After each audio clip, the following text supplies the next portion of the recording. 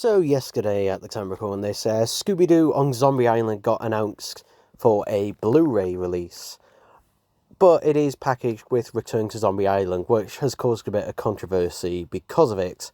And let me just say though, Warner Brother Archives are definitely the people who should be handling this, because they're not Warner Brothers themselves. They are part of Warner Brothers, but they're like basically separate.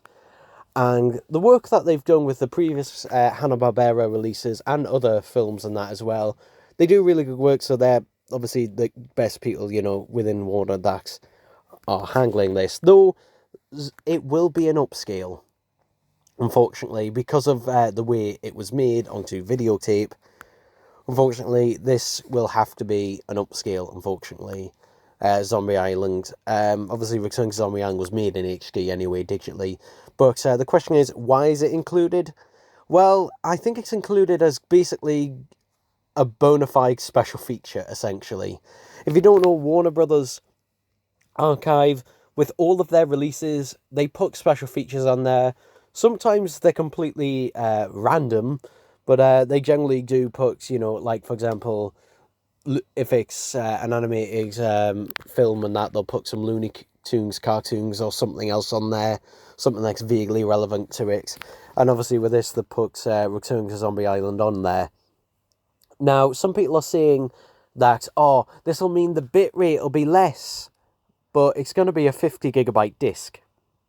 And bearing in mind, if you add up the runtime to Zombie Island and Return to Zombie Island, you basically have a 2.5 hour film, which a 2.5 hour film can fit on a 25 gigabyte disc without any issues whatsoever.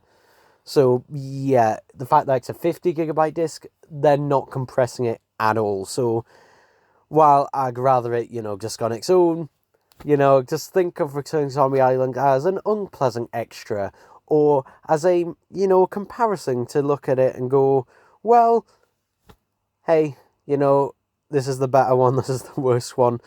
But yeah, it's also the only modern Scooby-Doo direct-to-video film to have a Blu-ray release in years as well. So yeah, I'm talking about the newer ones and that as well. Hopefully we get Alien Invaders and Witch's Ghost, and they could do a 4-pack because then of the original 4.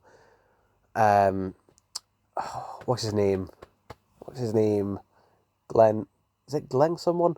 Who co-wrote the first 4 Scooby-Doo direct-to-video films, and have them as a 4-pack since Cyber Chase has already had a Blu-ray release.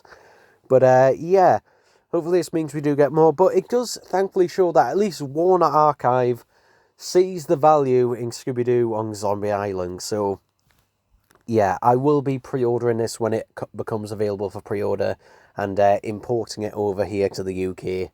So yeah, and I might do a little comparison, just compare it to where its DVD counterpart. So I'm hoping though that the upscale doesn't get rid of basically the detail, unfortunately, because that is a problem when you do upscale, that you do lose a lot of the film type green and stuff like that. Or in this case, the cell green, because it was still done on cell animation. It was one of the last ones to be done on it, even though it was going on to video. Anyway, so yeah, there we go, people, there we go.